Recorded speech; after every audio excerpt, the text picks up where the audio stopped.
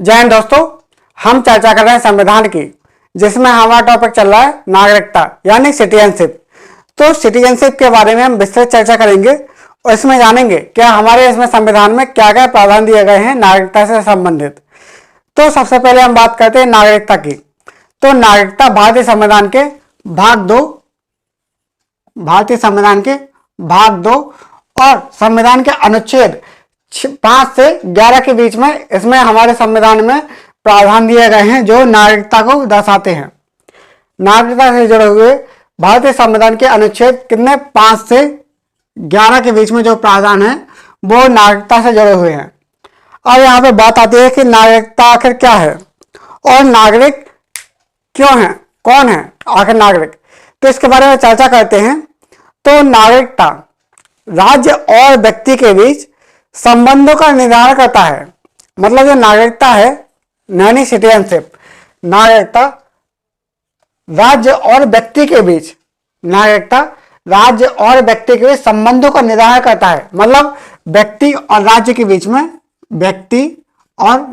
बीच में क्या क्या संबंध है, उनके बीच में अगर संबंधों का निर्धारण कौन करता है, नागरिकता किसी व्यक्ति और जो राज्य है, राज्य मतलब देश, तो देश के बीच में जो संबंध है, उनके बीच में जो संबंध है उनका निर्धारण कौन करता है, नागरिकता करता है।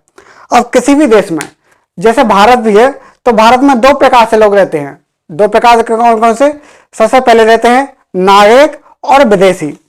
तो नागरिक कौन होते हैं? तो बात आती है कि नागरिक कौन है। तो नागरिक वो व्यक्ति हैं, नागरिक वो होते हैं जिन्हें सभी सिविल और राजनीतिक अधिकार प्राप्त होते हैं, जिन्हें सभी सिविल यानी जन अधिकार प्राप्त होते हैं और सभी यहाँ पर राजनीतिक अधिकार प्राप्त होते हैं, उसे बोलते हैं हम क्या, नागरिक। और विदेशी वो होते हैं जो भारत में नहीं रहते और उन्हें सभी सिविल और राजनीतिक अधिकार प्राप्त नहीं होते। अब यहाँ पे बात आती है कि जो विदेशी होते हैं, विदेशी कितने प्रकार के हैं? विदेशी 2 प्रकार के होते हैं। सबसे पहले होते हैं विदेशी मित्र। जो विदेशी है, तो विदेशी 2 प्रकार के होते हैं। सबसे पहले होते हैं विदेशी मित्र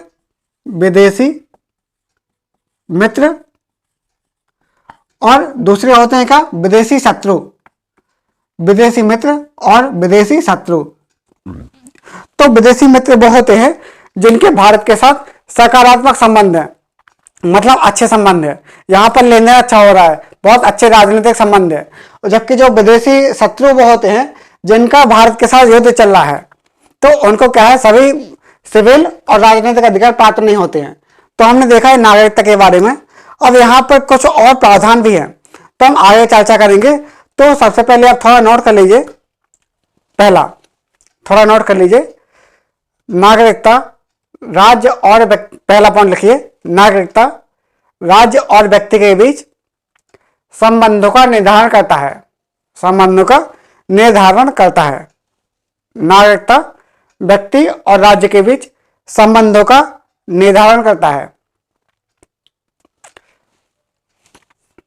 भारत में 2 तरह के लोग रहते हैं। दूसरा पॉइंट, भारत में 2 तरह के लोग रहते हैं। नंबर 1 नागरिक और नंबर 2 विदेशी। भारत में 2 तरह के लोग रहते हैं, नंबर 1 नागरिक और दूसरा नंबर 2 विदेशी। तो जो नागरिक होते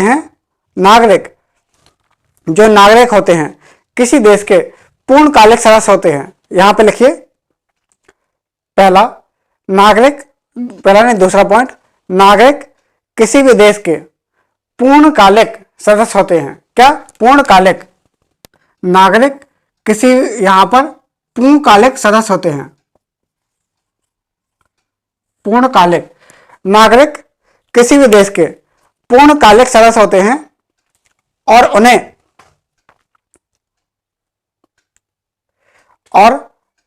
उन्हें देश के सभी सिविल और राजनीतिक अधिकार प्राप्त होते हैं। साथ ही साथ देश और संविधान के प्रति नागरिकों की श्रद्धा और कर्तव्यों का निर्धारण होता है।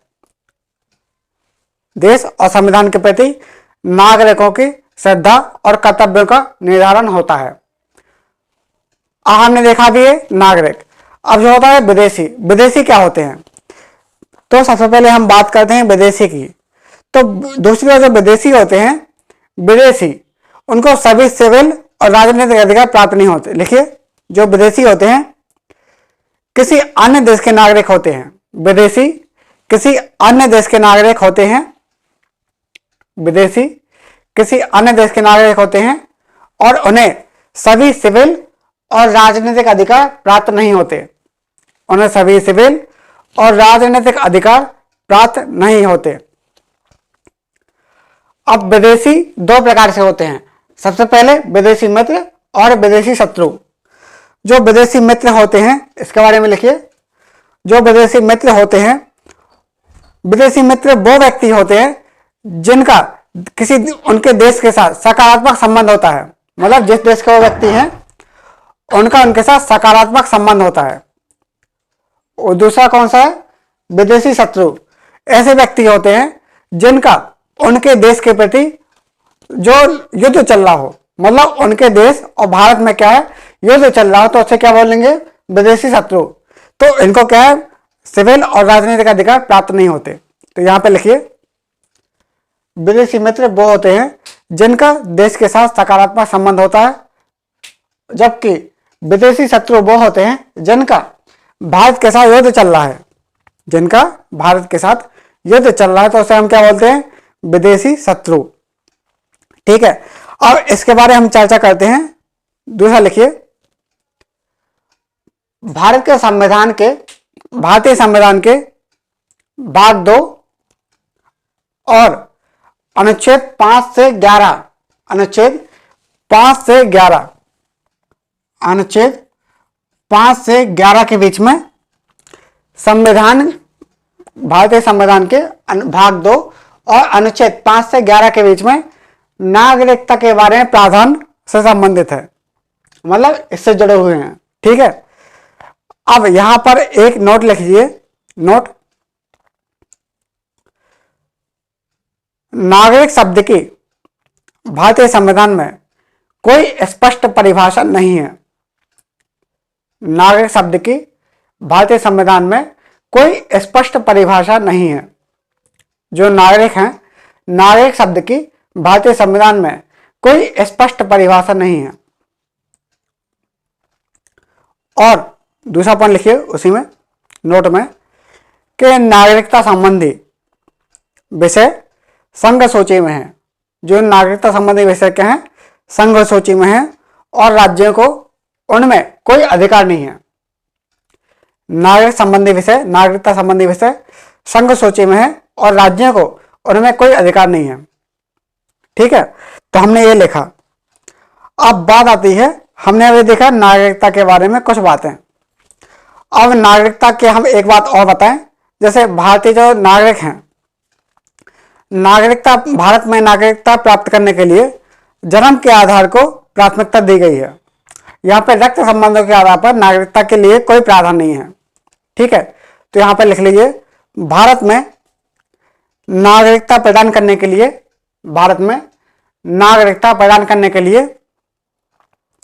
जन्म के आधार को प्राथमिकता दी गई है। भारत में नागरिकता प्रदान करने के लिए जन्म के आधार को प्राथमिकता दी गई है, रक्त संबंध के आधार को नहीं। भारत में नागरिकता प्रदान करने के लिए जन्म के आधार को प्राथमिकता दी गई है, जबकि रक्त संबंध के आधार को नहीं। ठीक है, तो हमने इतना देखा। अब हम चर्चा कर रहे हैं नागरिकता से जुड़े हुए संवैधानिक प्रावधान। तो हेडिंग डाल लीजिए, नागरिकता से जुड़े हुए संवैधानिक प्रावधान। तो इनमें कौन कौन से प्रावधान हैं नागरिकता से जुड़े हुए, हम इनके बारे में चर्चा करते हैं। जैसे हेडिंग डाल लीजिए, नागरिकता से जुड़े हुए संवैधानिक प्रावधान। ठीक है, इतना लिख लिया होगा। हम बात करते हैं नागरिकता से जुड़े हुए कुछ संवैधानिक प्रावधान हैं, उनके बारे में हम चर्चा कर लेते हैं। ठीक है, नागरिकता से जुड़े हुए संवैधानिक प्रावधान। नागरिकता से जुड़े हुए जुड़े हुए संवैधानिक प्रावधान। क्या? संवैधानिक, ठीक है, प्रावधान। तो हेडिंग डाल लीजिए नागरिकता से जुड़े हुए संवैधानिक प्रावधान। तो नागरिकता से जुड़े हुए कौन कौन से संवैधानिक प्रावधान है? तो यहां पर एक खास बात यह है कि नागरिकता से जुड़े हुए जितने भी प्रावधान है तो भारतीय संविधान केवल उन नागरिकों की, उन व्यक्तियों की चर्चा करता है जो संविधान लागू होने के समय भारत के नागरिक बने। नागरिकता यानी भारत का संविधान केवल उन व्यक्तियों के बारे में चर्चा करता है, जो भारत का संविधान है केवल उन व्यक्तियों के बारे में चर्चा करता है जो संविधान लागू होने के समय भारत के नागरिक बने। संविधान लागू कब हुआ था? 26 जनवरी 1950 को, इस दिन भारत का संविधान लागू हुआ था। तो भारत का संविधान केवल उन नागरिकों के, उन व्यक्तियों के बारे में चर्चा करता है जो संविधान लागू होने के समय भारत के नागरिक बने। और नागरिकता से जुड़े हुए जितने भी प्रावधान हैं उन सबके प्रावधान बनाने की शक्ति किसको? संसद को दी गई है कि संसद नागरिकता से जुड़े हुए सभी प्रावधान बनाए। तो भारतीय संविधान में केवल उन व्यक्तियों के बारे में चर्चा की गई है जो 26 जनवरी 1950 को यानी संविधान लागू होने के समय भारत के नागरिक बने।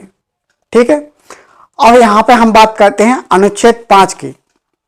ठीक है, तो अगर हम अनुच्छेद 5 देखें तो सबसे पहले संविधान प्रावधान में देखें तो यहां पर क्या है?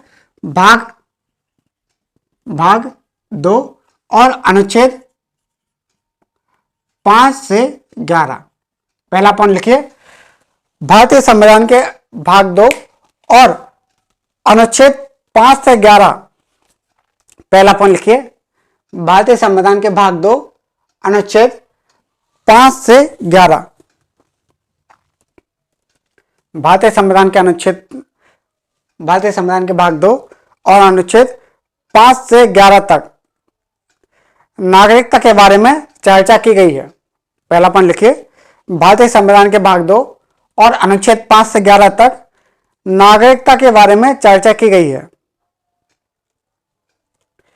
इस संबंध में इसमें स्थायी और विस्तृत बंधन नहीं है। मतलब क्या है? यहां पर नागरिकता से जुड़े हुए यहां पर कोई स्पष्ट प्रावधान नहीं है, केवल उन व्यक्तियों के बारे में चर्चा करता है जो संविधान लागू होने के समय भारत के नागरिक बने। और इनमें नागरिकता की समाप्ति और नागरिकता के अधिग्रहण संबंधी कोई चर्चा नहीं है। तो यहां पे लिखिए, भारतीय संविधान केवल उन व्यक्तियों के बारे में चर्चा करता है। भारतीय संविधान केवल उन व्यक्तियों के बारे में चर्चा करता है जो संविधान लागू होने के समय भारत के नागरिक बने। जो संविधान लागू होने के समय भारत के नागरिक बने। और इसमें ना तो उनके अधिग्रहण और ना ही नागरिकता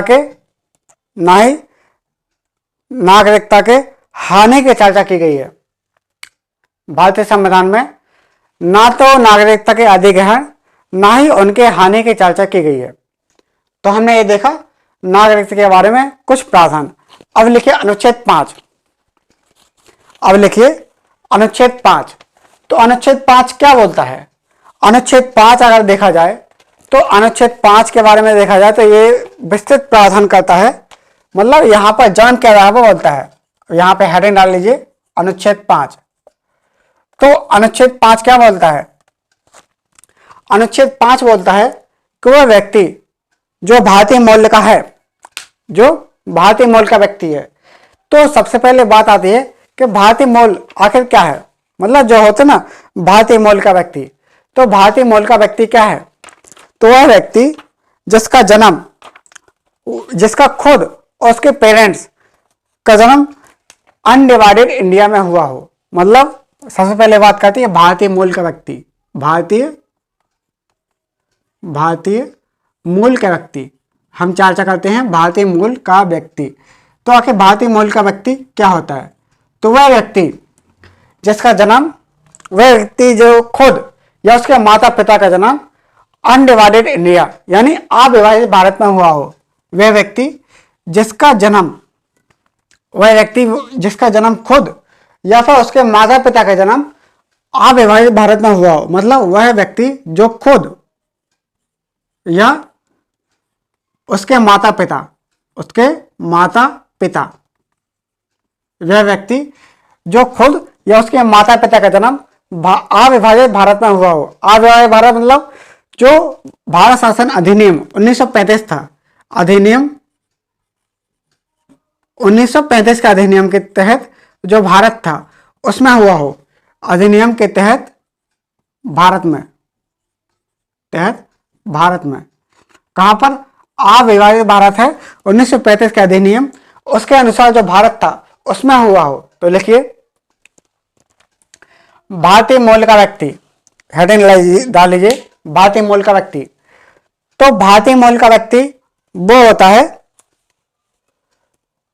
जो खुद या उसके माता पिता, वह खुद या उसके माता पिता का जन्म अविभाजित भारत यानी अनडिवाइडेड इंडिया, अविभाजित मतलब जिसका भारत का विभाजन नहीं हुआ था 1947 के पहले। तो कहां पर भारत शासन अधिनियम 1935 के अनुसार जो भारत था उसके अनुसार। तो यहां पर लिखिए वह व्यक्ति जो खुद या उसके माता पिता का जन्म अविभाजित भारत में हुआ हो या 15 अगस्त 1947 को 15 अगस्त 1947 को भारत के भाग बने, 15 अगस्त 1947 को भारत के भाग बने ऐसा कोई क्षेत्र, तो उनको हम क्या बोलते हैं, भारतीय मूल का व्यक्ति। मतलब ऐसा कोई व्यक्ति है जिसका जन्म खुद या उसके माता पिता का जन्म भारत में हुआ हो, यानी भारत में कौन सा, जो अविभाजित भारत है उसमें हुआ हो। मतलब भारत शासन अधिनियम 1935 के अधिनियम के तहत जो भारतीय क्षेत्र था उसमें हुआ हो, या फिर 15 अगस्त 1947 के बाद जो भारतीय क्षेत्र बना उसका जो अधिकार क्षेत्र में है उसका जो हुआ हो, तो उसे हम बोलते हैं क्या, भारतीय मूल का व्यक्ति। तो हम बात करते हैं अनुच्छेद 5 की। तो अनुच्छेद 5 क्या बोलता है, अनुच्छेद 5 के अनुसार हम चर्चा करते हैं अनुच्छेद 5 की। तो अनुच्छेद 5 क्या बोलता है कि भारतीय मूल का वह व्यक्ति जो भारत का नागरिक बन सकता है, भारतीय मूल का वह व्यक्ति जो भारत का नागरिक बन सकता है और वो निम्न शर्तें पूरी करता है। जो भारतीय मूल का व्यक्ति है वह निम्न शर्तें पूरी करता है। सबसे पहले उसका जन्म भारत में हुआ हो, या फिर उसके माता पिता उनका जन्म भारत में हुआ हो, या फिर जो अनुच्छेद 5 है, अनुच्छेद 5 क्या बोलता है, अनुच्छेद 5 बोलता है कि व्यक्ति जो भारतीय मूल का जो भारत का मूल का है, मतलब भारतीय मूल का व्यक्ति, वह व्यक्ति जो भारत का नागरिक बन सकता है वह निम्न शर्तें पूरी करता है। कौन कौन सी शर्तें हैं, नंबर 1, पहले तो यहां पर खास बात है भारतीय मूल का व्यक्ति, भारतीय मूल का व्यक्ति जो निम्न शर्तें पूरी करता है। शर्तें कौन कौन सी है, नंबर 1 यहां पर लिखिए शर्तें, वो भारतीय मूल का व्यक्ति है, वह निम्न शर्तें पूरी करता है। कौन कौन सी, नंबर 1 उसका जन्म भारत में हुआ हो, जन्म भारत में हुआ हो, ठीक है, उसका जन्म भारत में हुआ हो, या उसके माता पिता में से किसी एक का जन्म भारत में हुआ हो, सबसे पहले ये है, और उसके माता पिता में से किसी एक का जन्म भारत में हुआ हो, मतलब माता या पिता या दोनों का जन्म भारत में हुआ हो, का जन्म भारत में हुआ हो। और तीसरी शर्त क्या है कि संविधान लागू होने के 5 वर्ष पूर्व से वह भारत में रह रहा हो। मतलब जो भारत का संविधान कब लागू हुआ था, 26 जनवरी 1950 को संविधान लागू होने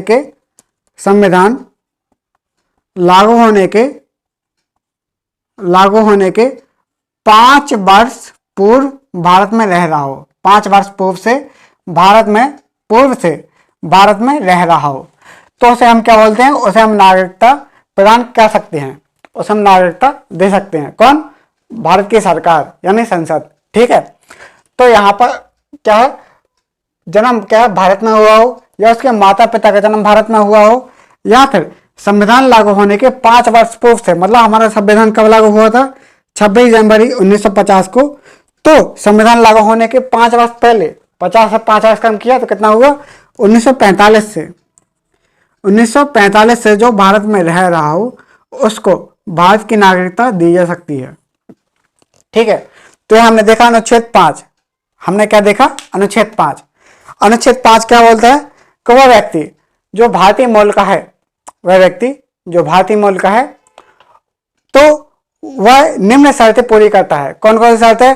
कि नंबर 1, वह इसका जन्म भारत में हुआ हो, या माता पिता में से किसी एक का भी जन्म भारत में हुआ हो, या फिर संविधान लागू होने के 5 वर्ष पूर्व से यानी 1945 से वह भारत में रह रहा हो, तो उसको भारत की नागरिकता दी जा सकती है। ठीक है, तो हमने देखा अनुच्छेद 5। इसके बारे में थोड़ा लिखिए। एक व्यक्ति जो भारतीय मूल का हो, एक व्यक्ति जो भारतीय मूल का हो, एक व्यक्ति जो भारतीय मूल का हो, और एक व्यक्ति जो भारतीय मूल का हो, और निम्नलिखित में से कोई भी एक शर्त पूरी करता हो, और इन 3 में से कोई एक शर्त पूरी करता हो। नंबर 1, उसका जन्म भारत में हुआ हो, उसका जन्म भारत में हुआ हो, या उसके माता पिता में से किसी एक का जन्म भारत में हुआ हो, उसका जन्म भारत में हुआ हो, या उसके माता पिता में से किसी एक का जन्म भारत में हुआ हो, या संविधान लागू होने के 5 वर्ष पूर्व से, संविधान लागू होने के 5 वर्ष पूर्व से यानी 1945 से भारत में रह रहा हो, तो उसे भारत की नागरिकता दी जा सकती है। ठीक है, तो हमने ये देखा अनुच्छेद 5। अब हम बात करते हैं अनुच्छेद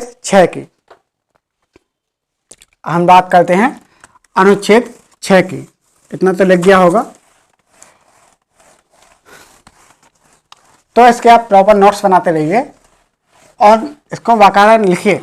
ठीक है, और साथ में पुराने पेपर हैं उनको सॉल्व करते रहिए, तो क्या है, थोड़ा आइडिया मिलता रहेगा कि हमारी तैयारी किस प्रकार से चल रही है, हम क्या क्या गलती कर रहे हैं, तो हमको पता चलता रहेगा। ठीक है, हम चर्चा करते हैं अनुच्छेद 6 की। अनुच्छेद 6 क्या बोलता है? अनुच्छेद 6 बोलता है कि वह व्यक्ति जो पाकिस्तान से भारत आया हुआ हो, मतलब ऐसा कोई व्यक्ति है जो, अनुच्छेद 6 पहले हेडिंग डालो, अनुच्छेद 6। अनुच्छेद 6 क्या बोलता है? अनुच्छेद यानी आर्टिकल 6, अनुच्छेद 6 बोलता है कि वह व्यक्ति जो पाकिस्तान से भारत आया हुआ हो, या जो पाकिस्तान से भारत आया है। ठीक है, कोई व्यक्ति है जो पाकिस्तान से भारत आया,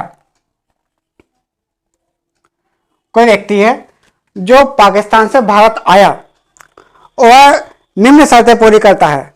कौन कौन सी? सबसे पहले जो व्यक्ति जो पाकिस्तान से भारत आया और वह जिसके माता पिता या दादा दादी अविभाजित भारत में पैदा हुए हों, मतलब वह व्यक्ति जो पाकिस्तान से भारत आया और जिसके माता पिता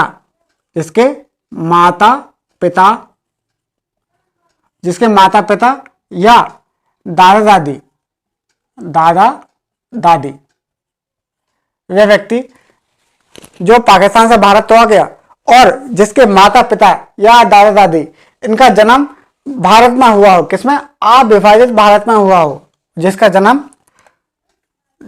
जन्म अविभाजित भारत में हुआ हो। अविभाजित मतलब भारत के विभाजन के पहले जो भारत था, तो उसमें हुआ हो, अविभाजित भारत में हुआ हो, अविभाजित भारत में हुआ हो, तो वह निम्न शर्तें पूरी करता हो।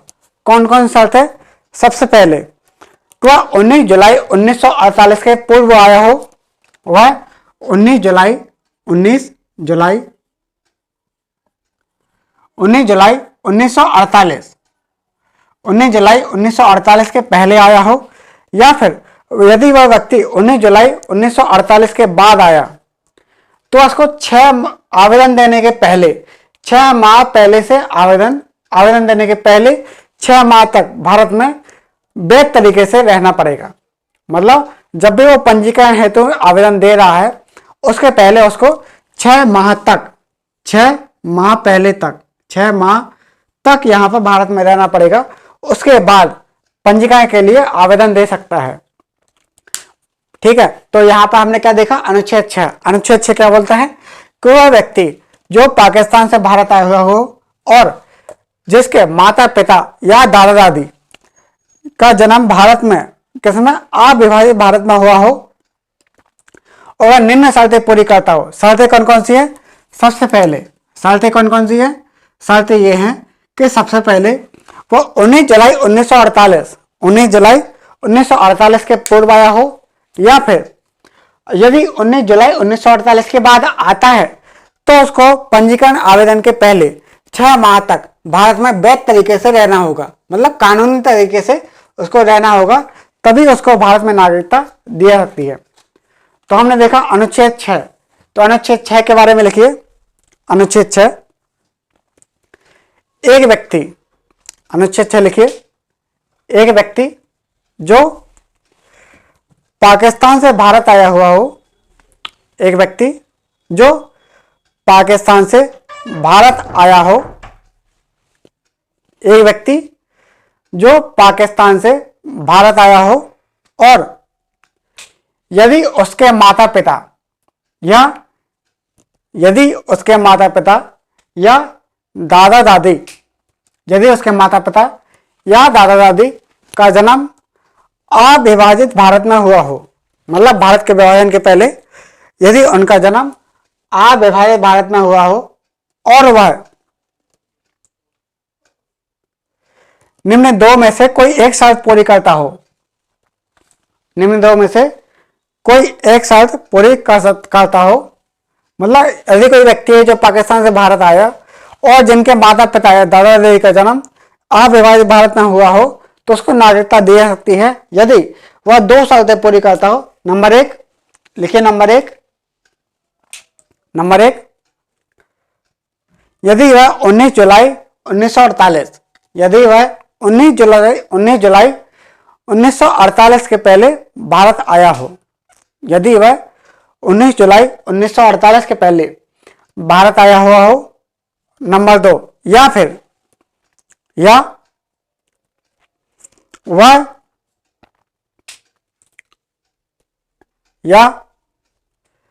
यदि वह 19 जुलाई 1948 के बाद, यदि वह 19 जुलाई 1948 के बाद भारत आता है, यदि वह 19 जुलाई 1948 के बाद भारत आता है तो पंजीकरण आवेदन देने से पहले उसको 6 माह पूर्व से भारत में कानूनी तरीके से या फिर वैध तरीके से रहना पड़ेगा। मतलब क्या है कि यदि कोई व्यक्ति 19 जुलाई 1948 के बाद भारत में आता है तो उसको पंजीकरण आवेदन देने से पहले 6 माह पहले से भारत में रहना पड़ेगा। उसके बाद पंजीकरण के लिए आवेदन दे सकता है भारत की नागरिकता प्राप्त करने के लिए और उसको नागरिकता प्रदान की जा सकती है। तो हमने देखा अनुच्छेद 6। अब लिखिए अनुच्छेद 7। हमने अनुच्छेद 6 देखा, अब देख रहे हैं अनुच्छेद 7 के बारे में। मतलब जो पाकिस्तान से भारत आ गया था उसके बारे में हमने देखा। अनुच्छेद 6 के बारे में हम चर्चा कर रहे हैं अनुच्छेद 7 की।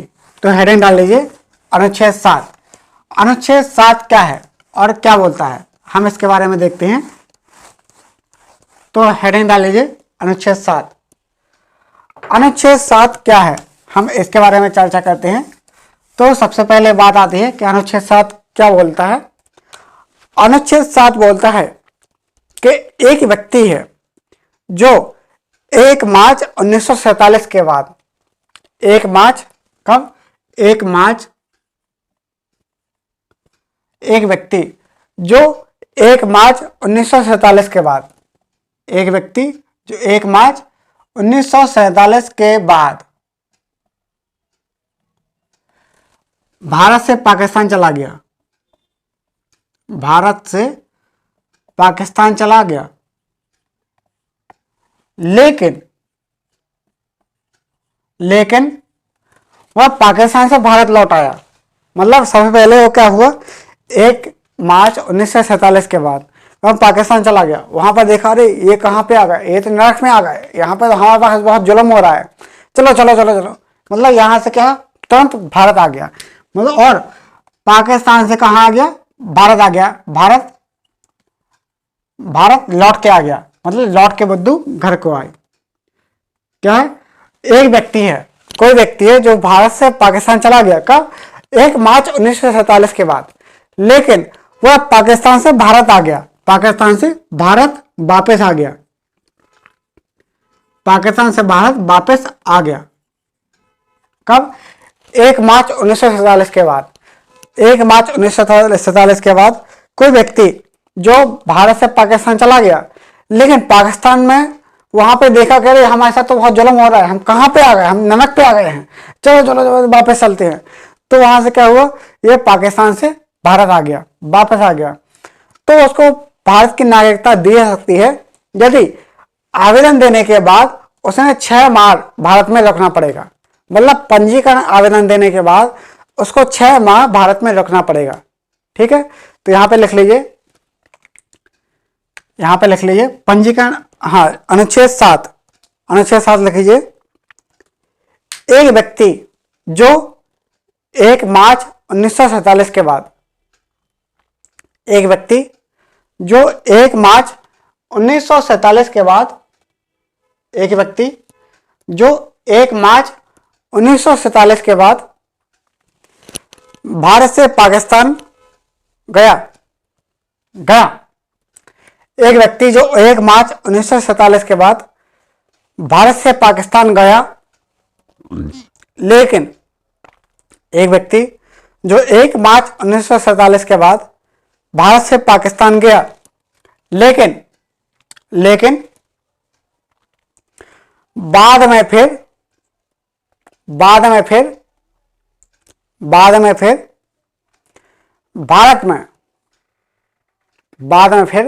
भारत में पुनर्वास यानी रहने के लिए आ गया। पहले भारत से पाकिस्तान चला गया और वहां पे देखा कि अरे यहाँ पे तो सही नहीं आ गया, तो वहां से लौट के आ गया, तो पाकिस्तान से भारत आ गया, वापस लौट कर आ गया, तो वह भारत का नागरिक बन सकता है, वह भारत का नागरिक बन सकता है यदि वह भारत का नागरिक बन सकता है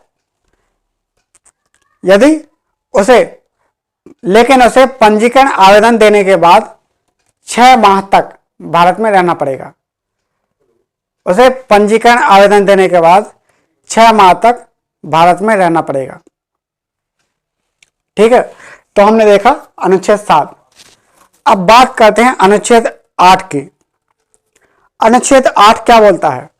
अनुच्छेद 8 बोलता है कि एक व्यक्ति जिसके माता पिता या दादा दादी, अगर कोई व्यक्ति है जिसके माता पिता या दादा दादी, अनुच्छेद 8 के अटेंड लीजिए कि अनुच्छेद 8 क्या है। यहां पर क्या था? अनुच्छेद 7 था। अब हम चर्चा कर रहे हैं अनुच्छेद 8 की। तो अनुच्छेद 8 के बारे में हम थोड़ा पढ़ेंगे क्या है। तो भारतीय संविधान का अनुच्छेद 8 क्या बोलता है? तो भारतीय संविधान का अनुच्छेद 8 बोलता है कि अगर कोई व्यक्ति जिसके माता पिता या दादा दादी, अनुच्छेद 8 क्या बोलता है? अनुच्छेद 8 बोलता है कि यदि कोई व्यक्ति जो भारत के बाहर रहता हो, मतलब विदेश में रहता हो, और जिसके माता पिता या दादा दादी, माता पिता या दादा दादी। सबसे पहले वह भारत से बाहर रहता हो, यानी भारत से बाहर, भारत से बाहर रहता हो यानी विदेश में रहता हो। ठीक है, सबसे पहले क्या है, भारत से बाहर रहता हो। और दूसरी बात, उसके माता पिता, उसके माता पिता, उसके माता पिता या दादा दादी, दादा दादी, उसके दादा या दादी, इनका जन्म भारत में हुआ हो। किसमें? अविभाजित भारत में हुआ हो। इनका जन्म कहां पे हुआ हो? जन्म हुआ हो अविभाजित भारत में, अविभाजित भारत। और भारत कौन सा है?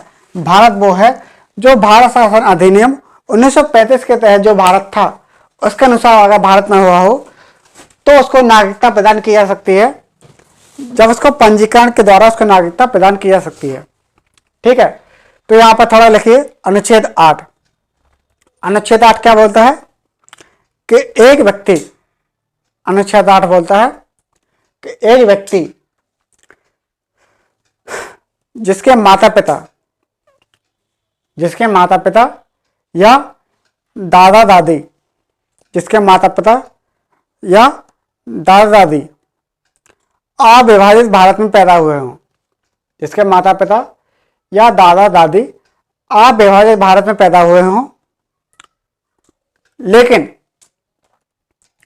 एक व्यक्ति जिसके माता पिता या दादा दादी अविभाजित भारत में पैदा हुए हों, कोष्ठक में लिख सकते हैं 1935 के अधिनियम के अनुसार भारत, 1935 के अधिनियम के अनुसार भारत इसमें हुआ हो, लेकिन वह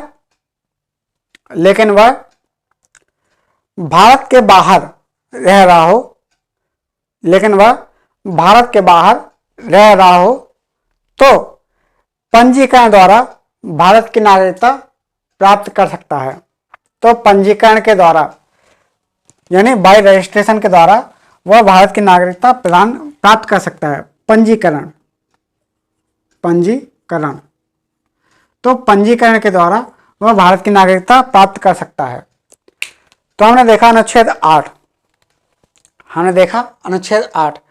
तो जो भारत के जो अनुच्छेद हैं, यहाँ पर बात के अनुच्छेद, संविधान के अनुच्छेद 5, 6, 7, 8, 5, 6, 7, 8 में क्या है?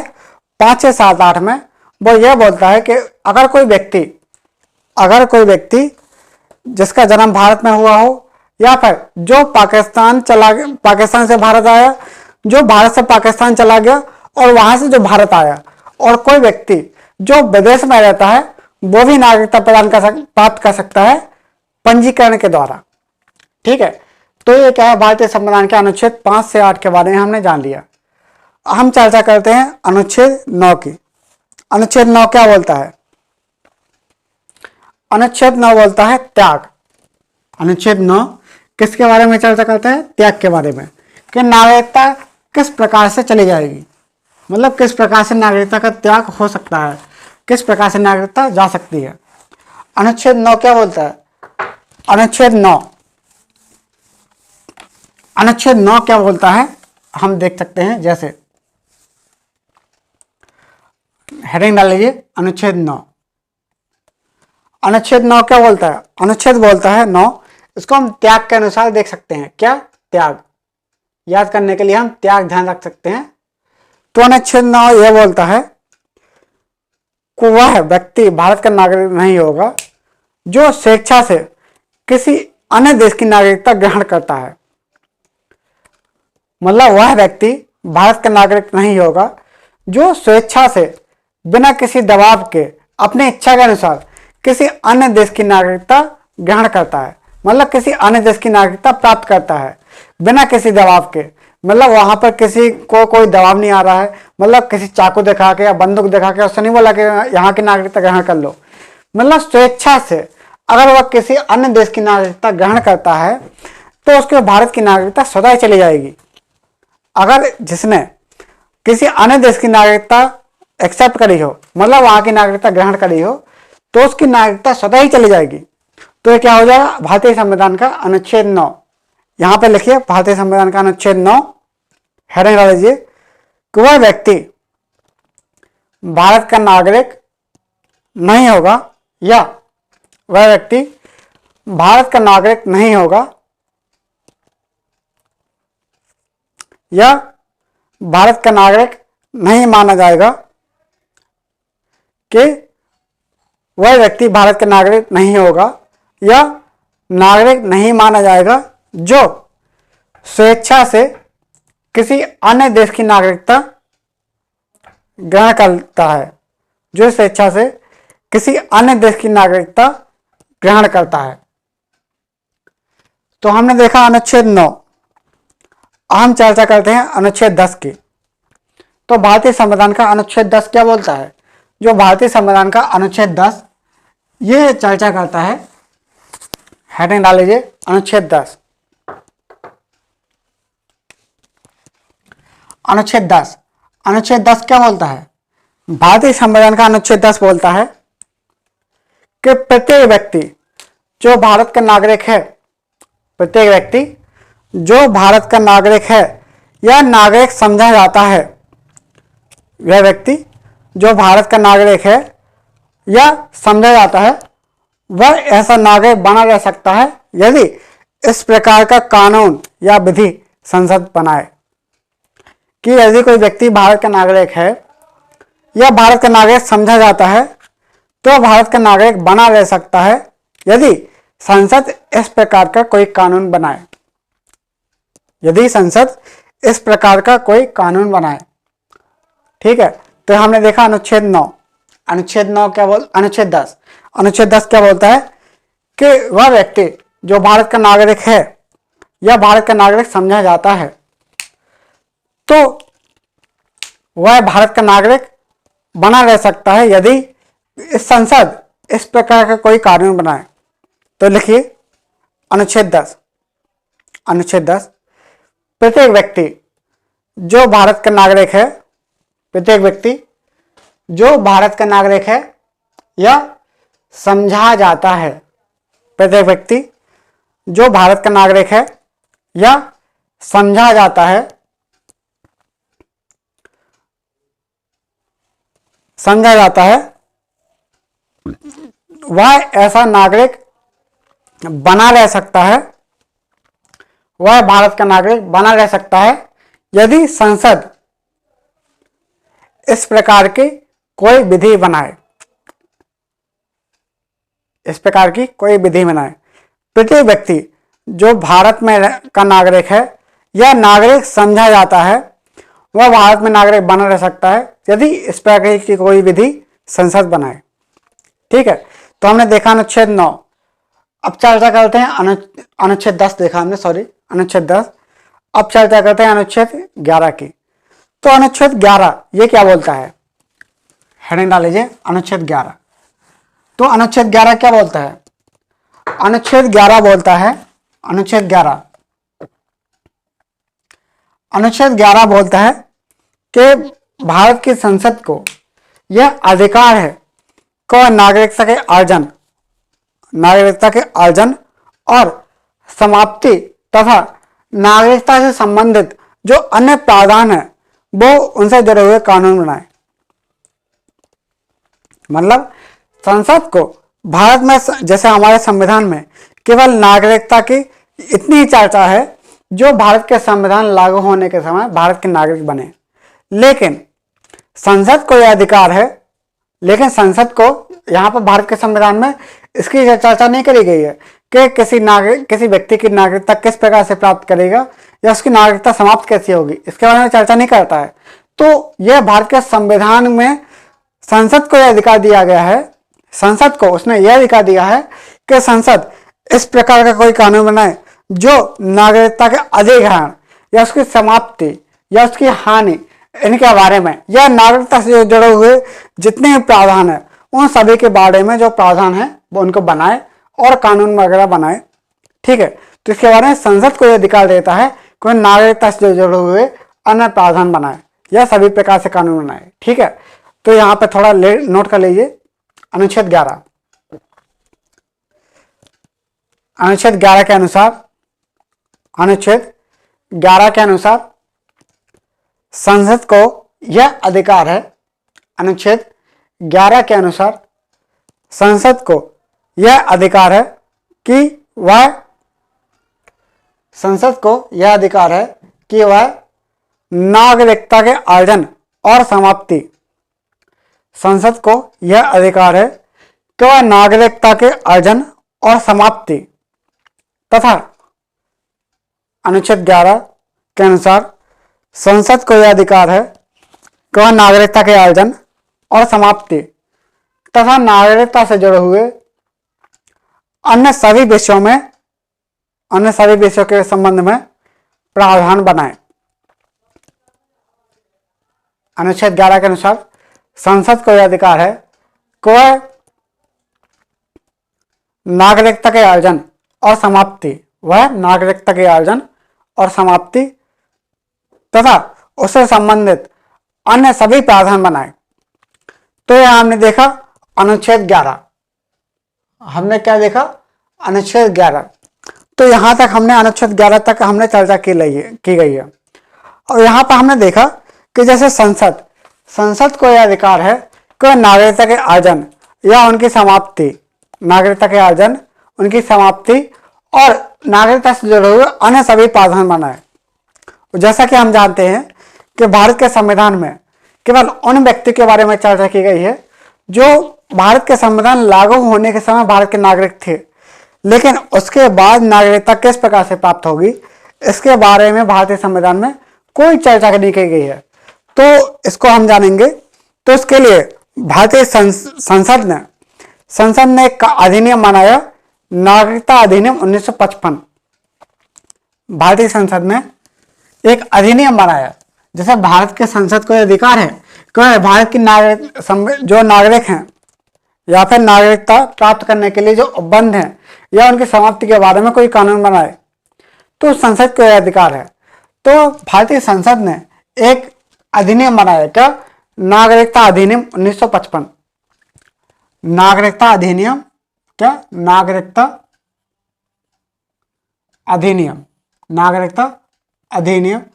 1955 बनाया। भारतीय संसद ने नागरिकता अधिनियम 1955 बनाया, जिसमें बीच बीच में कुछ संशोधन भी होते रहे। जैसे आज तक हम देखेंगे तो नागरिकता अधिनियम 1955 बनाया और इसमें संशोधन भी होते रहे। संशोधन कब हुए? जैसे 1986, 2003, 2005, 2015, 2019, मतलब क्या है, और के अलावा भी इसमें क्या है, कुछ संशोधन होते रहे। ठीक है।